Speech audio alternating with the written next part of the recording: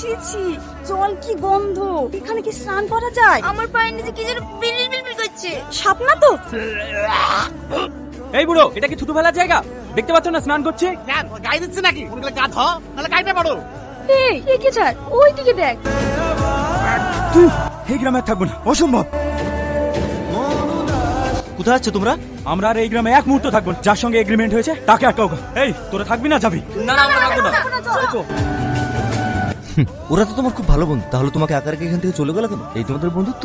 আমিও পালিয়ে যাবো। আমি আর তোমাদের বাড়িতে থাকতে পারছি না। পাগলি মেয়া, স্বামীর ঘর ছাড়া কেউ পলায়া যায়? স্বামীর ঘরই হইল মেয়া গো আসল ঠিকানা। চলো মা, তোমার আর কোনো অসুবিধা হইবার দিমু না।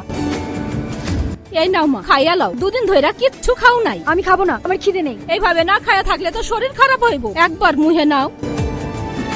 আপনাকে একটা কথা বলবো, আমি শহরে অনেক দামি দামি খাবার খেয়েছি, কিন্তু এরকম সুস্বাদু খাবার এই প্রথম খেলাম। তাহলে এতক্ষণ যে খাবো না বলছিলা? হ্যাঁ, এই তুই থামবে?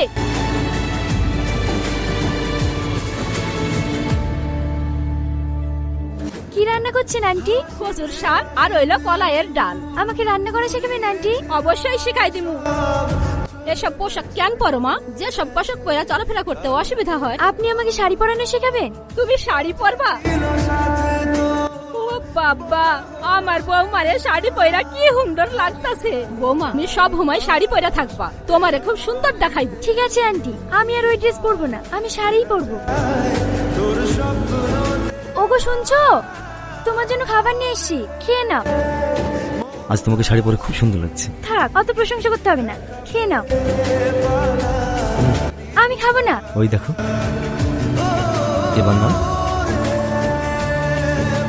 এই নাও। কি এটা? Divorce paper. আজকে তোমার 30 দিন পূর্ণ হলো। আজ থেকে সব সম্পত্তির মালিক তুমি। যাও, তোমার ব্যাগপত্রগুলো গুছিয়ে আমি এক্ষুনি তোমাকে বাস স্ট্যান্ডে রেখে এসেছি। চাই না আমার এই সম্পত্তি। আমি এর থেকে আরো অনেক বেশি কিছু পেয়েছি। আমি আগে জানতাম ভালোবাসা জিনিসটা কি। ছোটবেলায় মাকে হারিয়েছি, আর বাবা তো সবসময় বিজনেসের কাছে ব্যস্ত থাকে। এখানে আসার পর আমি বাবা মায়ের আদর স্নেহ পেয়েছি, তোমাদের ভালোবাসা পেয়েছি। তোমাকে এত কষ্ট দেওয়ার পরেও তুমি শুধু আমাকে ভালোবেসেই গেছো। আমি তোমাকে আর এই গ্রাম ছেড়ে যেতে চাই না গো। প্লিজ তুমি আমাকে তাড়িয়ে দিও না। কে কে তাড়াই দিবে আমার মেয়েরে? আমি কানে সব শুনতে পাইছি। আমার মেয়ে এই বাড়িতেই থাকবে। ঠিক কইছাও। আমার মেয়েরা কিছু কইলেই ওর এই বাইরিয়া বাড়ি থেকে বাইরে করে দিমু। মা,